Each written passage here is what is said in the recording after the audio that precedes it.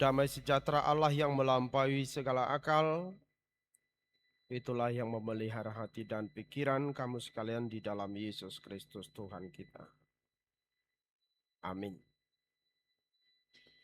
Selamat hari Minggu Bapak Ibu, Saudara-saudara yang dikasihi Tuhan kita Yesus Kristus. Firman Tuhan untuk kita sama-sama pergumulkan, hidupi pada minggu kedua setelah Trinitatis hari ini, yang tertulis dalam surat Rasul Paulus ke jemaat Galatia, di Galatia pasal 2 ayat 15 sampai dengan 21 saya akan baca untuk kita semua, demikian firman Tuhan. Menurut kelahiran, kami adalah orang Yahudi dan bukan orang berdosa dari bangsa-bangsa lain. Kita tahu bahwa tidak seorang pun yang dibenarkan karena melakukan hukum Taurat, tetapi melalui iman dalam Yesus Kristus. Sebab itu, kami pun telah percaya kepada Kristus Yesus, supaya kami dibenarkan karena iman dalam Kristus dan bukan karena melakukan hukum Taurat. Sebab tidak ada seorang pun yang dibenarkan karena melakukan hukum Taurat. Namun, jika kami sendiri, sementara kami berusaha untuk dibenarkan dalam Kristus, ternyata adalah orang-orang berdosa. Apakah hal itu berarti bahwa Kristus adalah pelayan dosa? Sekali-kali tidak. Jikalau aku membangun kembali apa yang telah kurombak, aku menyatakan diriku sebagai pelanggar hukum Taurat. Sebab aku telah mati oleh hukum Taurat untuk hukum Taurat, supaya aku hidup untuk Allah. Aku telah disalibkan dengan Kristus, namun aku hidup, tetapi bukan lagi aku sendiri yang hidup, melainkan Kristus yang hidup di dalam aku. Hidup yang sekarang aku hidupi secara jasmani adalah hidup oleh iman dalam Anak Allah yang telah mengasihi aku dan menyerahkan dirinya untuk aku. Aku tidak menolak anugerah Allah, sebab sekiranya ada pembenaran melalui hukum Taurat, sia-sialah kematian Kristus. Demikian firman Tuhan. Dibenarkan karena iman. Demikian topik minggu kita. Bapak Ibu Saudara-saudara, pada abad ke-16 yang lalu, seorang biarawan muda sangat bergumul dengan beberapa pertanyaan. Di antaranya, bagaimana orang berdosa dapat diterima oleh Allah yang kudus itu? Bagaimana manusia yang penuh dosa supaya dapat diterima oleh Allah, sementara Allah adalah Maha Kudus? Pertanyaan lainnya, apakah saya cukup baik untuk masuk surga? Apakah saya layak untuk masuk surga? Pertanyaan selanjutnya, apakah ibadah saya sudah cukup? Apakah dengan melakukan seluruh ibadah yang diharuskan itu cukup bagi saya untuk diselamatkan atau untuk dibenarkan? Untuk menjawab pertanyaan ini, sang biarawan mempraktekkan hidup membiara yang ketat. Ia berpuasa dengan teratur, Ia berdoa berjam-jam setiap hari. Ia mengaku dosa berulang kali setiap hari. Ia menjalankan disiplin rohani dengan sangat ketat. Tetapi semakin dia mempraktekkan hidup yang demikian, semakin dia melakukan berpuasa, berdoa berjam-jam, mengaku dosa berulang-ulang, menjalankan disiplin rohani yang sangat ketat, semakin dia berusaha dengan semuanya itu, malah dia tidak menemukan damai sejahtera di dalam hidup. Dia tidak menemukan damai sejahtera dalam hatinya. Sehingga dia sampai pada kesimpulan bahwa saya tidak akan pernah menjadi cukup baik, menjadi layak, menjadi pantas untuk menerima keselamatan, untuk dibenarkan. Karena itu, jika ada seorang biarawan yang layak masuk surga karena kehidupannya, karena rohaninya, karena kesalehannya, karena ketaatannya, maka saya adalah orang itu. Demikian kata Martin Luther. Jadi Martin Luther berusaha mencari jawaban tentang kegalauannya, tentang berbagai pertanyaan itu. Bukan hanya bertanya, tetapi ia melakukannya dengan baik. Dia melakukannya dengan disiplin. Tetapi semakin dia berusaha, dia semakin merasa kebingungan. Bahwa tidak ada jalan keselamatan dengan apa yang dia lakukan. Maka dia menemukan jalan keselamatan itu melalui firman. Kalau kita membaca Galatia, kalau kita membaca Roma 7 ayat 7 dan termasuk juga dalam nas kita hari ini Galatia 2 ayat 16. Bahwa tidak seorang pun yang dibenarkan oleh karena melakukan hukum Taurat.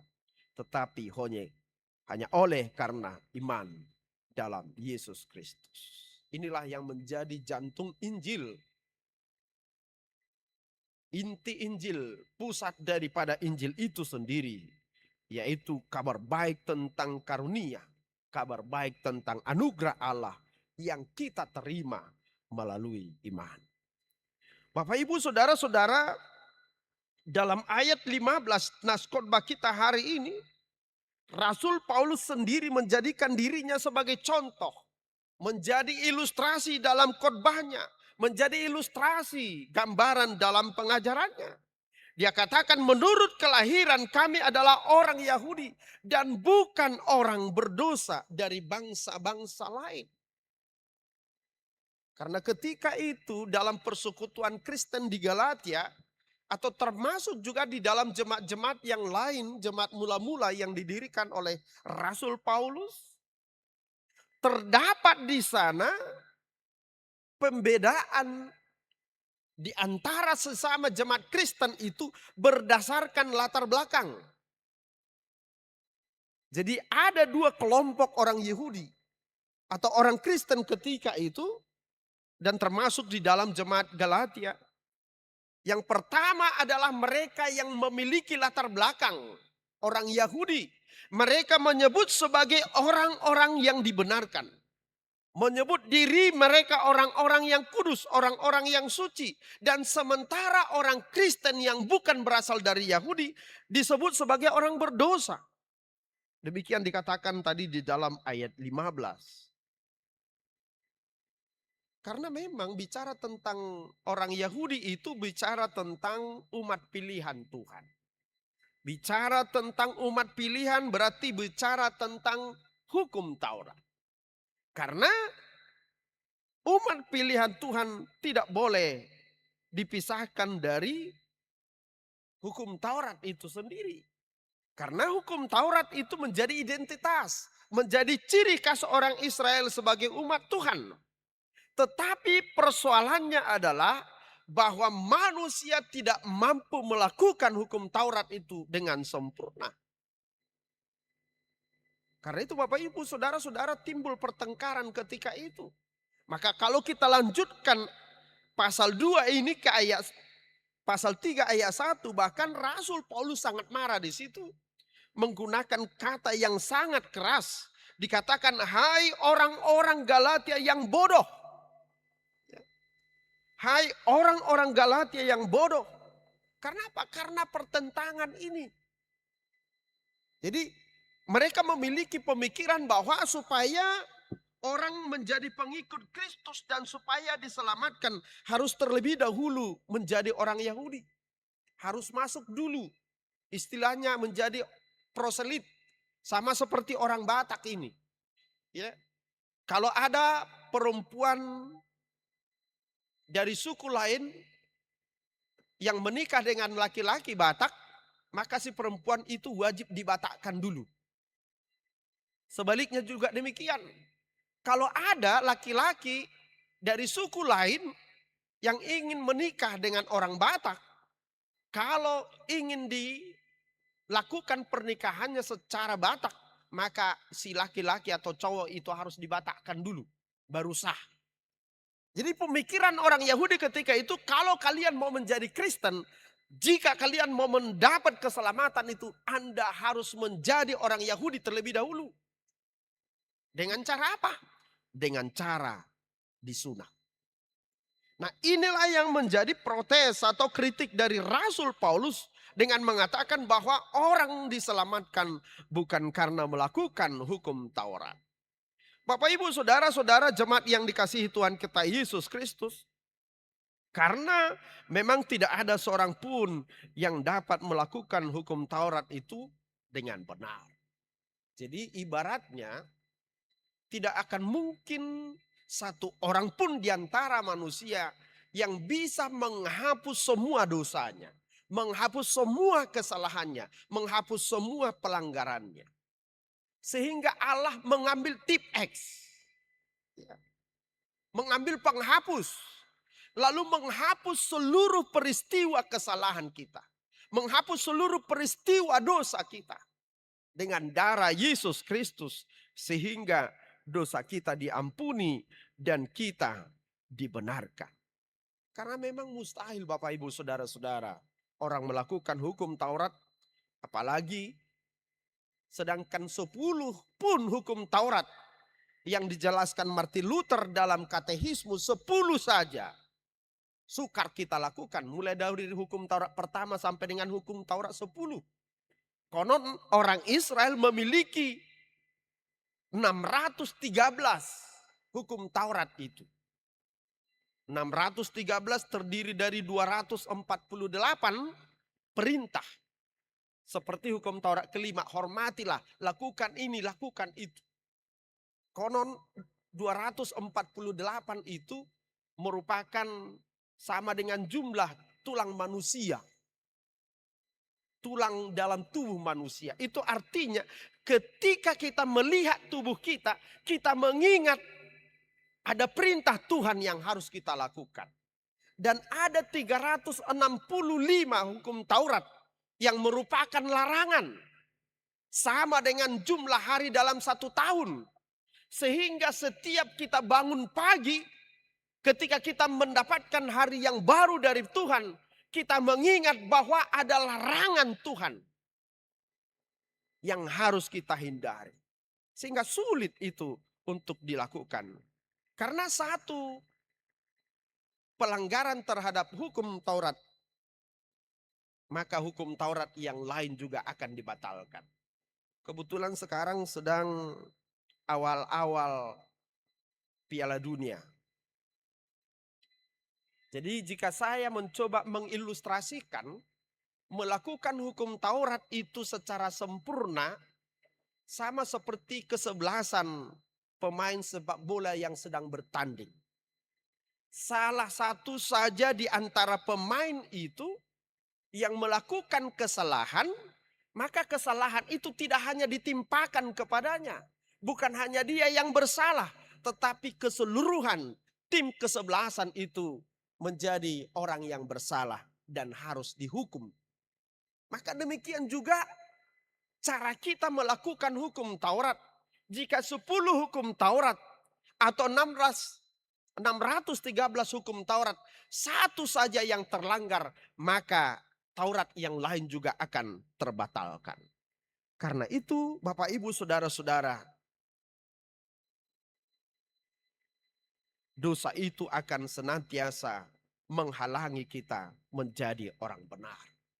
Kegagalan kita melakukan hukum Taurat akan membuat kita senantiasa gagal lolos untuk masuk surga.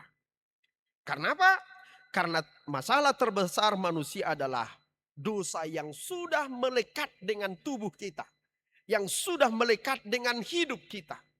Karena Yesus katakan dalam Matius 5 ayat 21 sampai dengan 28 dikatakan, ada firman yang berkata, jangan engkau membunuh.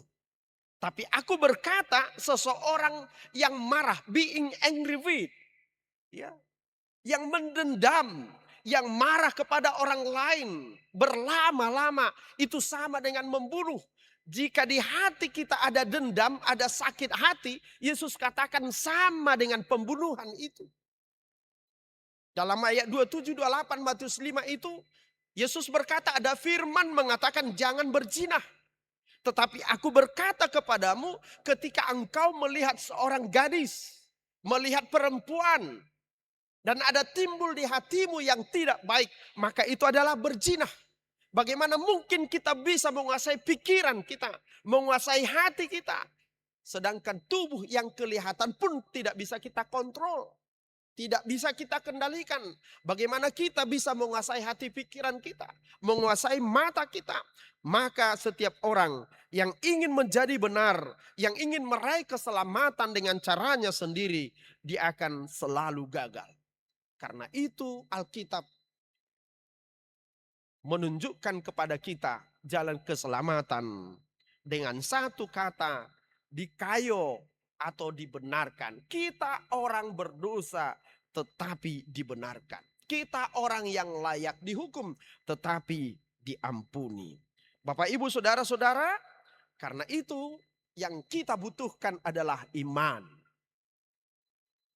Iman kepada salib Kristus, iman kepada kebangkitan Kristus, iman kepada keselamatan yang telah dikerjakan oleh Allah di dalam Yesus Kristus.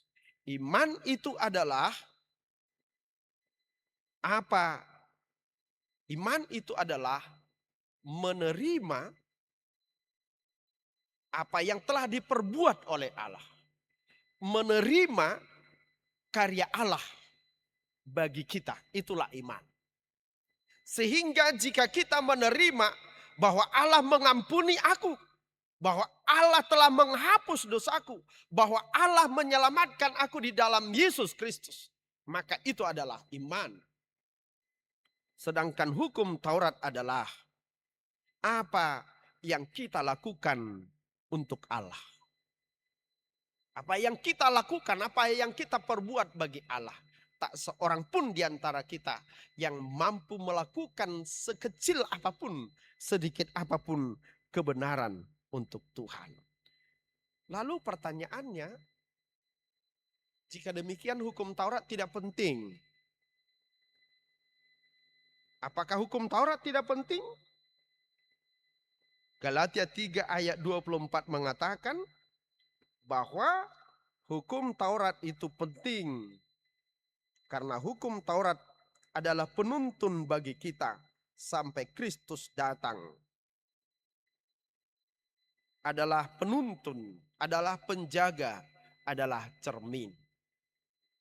Jadi sekalipun hukum Taurat tidak bisa menyelamatkan, tetapi hukum Taurat itu penting bagi kita. Bagaikan cermin. Jadi lewat cermin kita tahu bahwa muka kita masih jorok atau sudah bersih.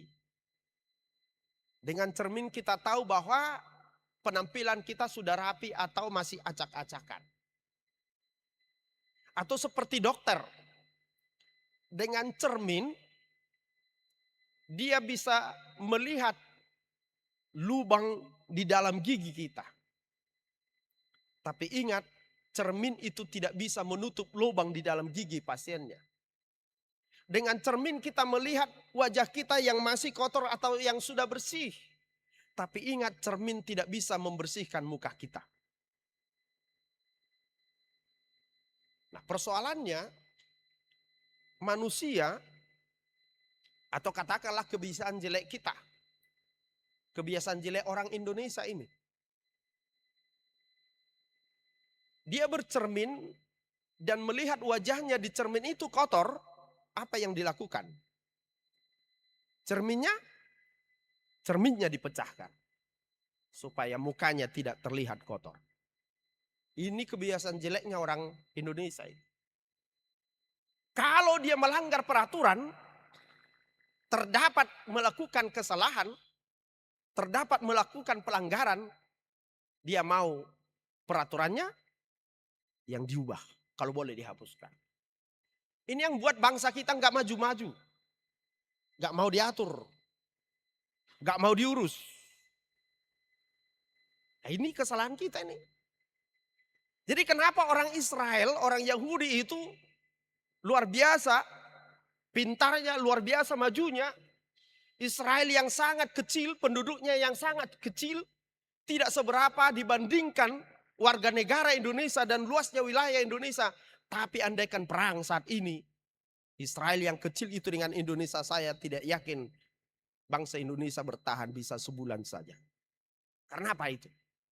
Karena mereka terbiasa hidup diatur, terbiasa hidup teratur, terbiasa hidup disiplin.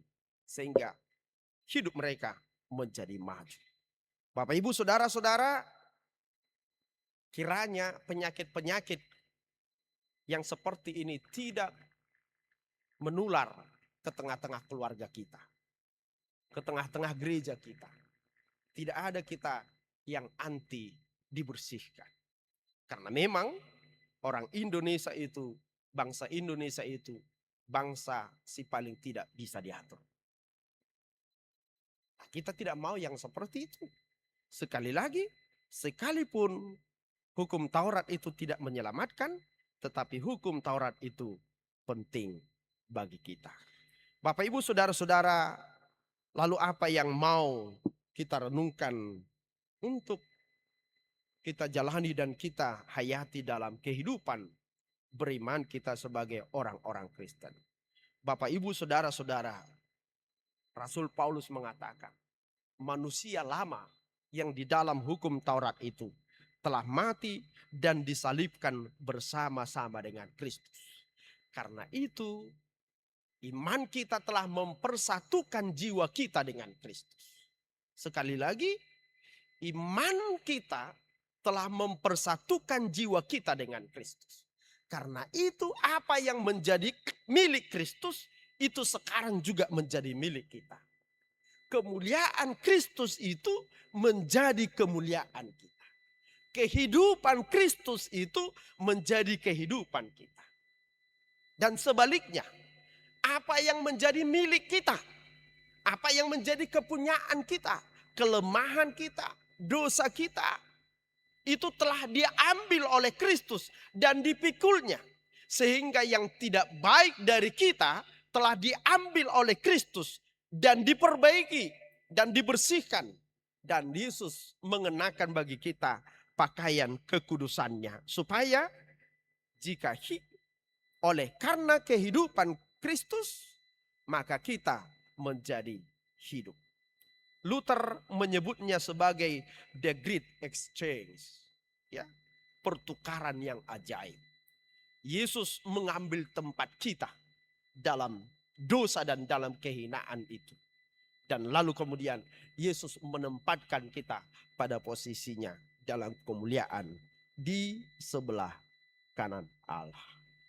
Yang kedua, Bapak, Ibu, Saudara-saudara, dalam ayat 20 dan ayat 21, Rasul Paulus berkata, namun aku hidup tetapi bukan lagi aku sendiri yang hidup, melainkan Kristus yang hidup di dalam aku. Hidup yang sekarang aku hidupi secara jasmani adalah hidup oleh iman dalam Anak Allah. Aku tidak menolak anugerah Allah, tidak menyia-nyiakan kasih karunia Allah. Karena itu, dalam iman kita kepada keselamatan dan kehidupan yang telah dikerjakan oleh Yesus.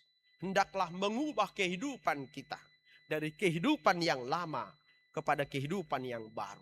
Bukan lagi diriku, bukan lagi aku yang hidup di dalam aku, tetapi Kristus yang hidup di dalam aku. Supaya keselamatan, penderitaan dan pengorbanan Yesus itu tidak menjadi sia-sia. Rasul Paulus memberikan gambaran tadi. Aku tidak mungkin lagi membangun rumah yang sudah aku runtuhkan dan aku sudah rombak.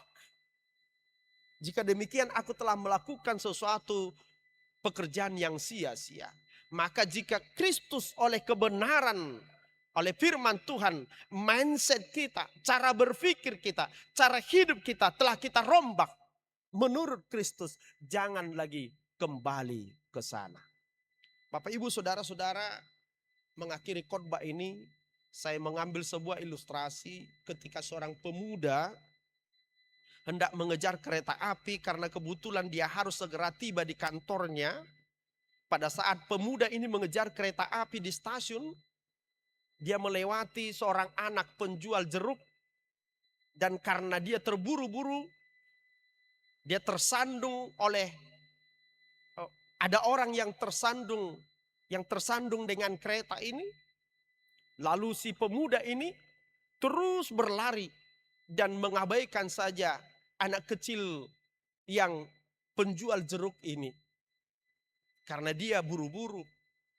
Lalu kemudian ada seorang pemuda yang lain lagi, yang sama seperti dia berlari mengejar kereta ini.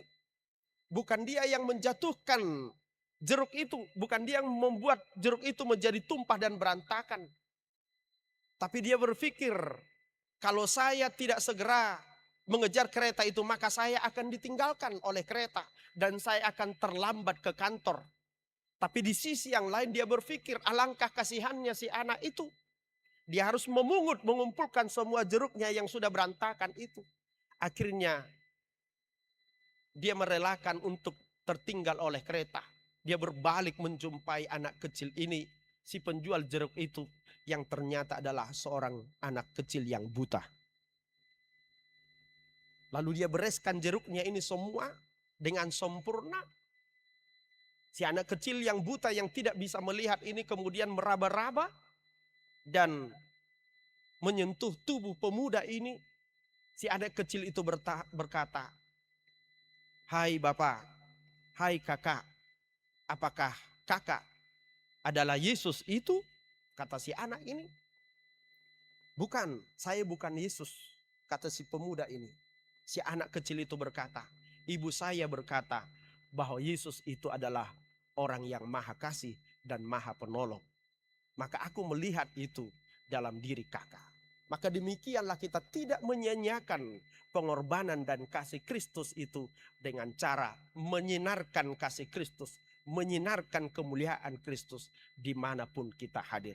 Selamat merayakan pembenaran dan selamat merayakan keselamatan yang telah kita terima di dalam Yesus Kristus. Amin, kita berdoa. Terima kasih Tuhan buat firman-Mu yang diperdengarkan dalam ibadah kami pagi hari ini, menuntun kami untuk dapat mengerti jalan keselamatan, pembenaran yang Tuhan telah kerjakan di dalam Yesus Kristus yang mati dan bangkit kembali. Oleh darahnya dosa kami telah diampuni, dosa kami telah dihapuskan, dan kami dibenarkan, dan kami diselamatkan. Maka kami bersuka cita menjalani kehidupan kami dengan sebaik-baiknya. Meskipun bukan untuk keselamatan kami, tetapi itu sebagai bentuk rasa syukur kami. Karena kami telah diselamatkan dan kami telah dibenarkan. Dan kami mau menyinarkan kemuliaan Kristus, menyinarkan kasih Kristus, menyinarkan damai sejahtera Kristus di tempat dimanapun kami berada, supaya dunia bisa melihat kemuliaan Kristus melalui kehidupan kami. Itulah yang memberangkatkan kami buat anak-anak remaja Naposo ke sekolahnya, ke pekerjaannya, dan bahkan orang tua Tuhan dalam setiap usaha maupun pekerjaan maupun di tengah-tengah keluarga. Terima kasih Tuhan buat ibadah kami hari ini. Tuhan, kami berdoa berkati seluruh pekerjaan jemaat-Mu, usaha, anak-anak kami, Engkau sediakan masa depan. Keluarga Engkau kuatkan, Engkau sembuhkan yang sakit, Engkau kuatkan yang lemah. Engkau jawab doa-doa kami, permohonan kami dan kerinduan kami di dalam kasih-Mu. Engkau sertai anak-anak yatim, para janda, dan juga orang-orang tua lansia dalam menjalani kehidupan mereka boleh bersuka cita senantiasa. Terima kasih Bapa. Terimalah hidup kami sebagai persembahan kami di dalam Yesus Kristus. Amin. Kita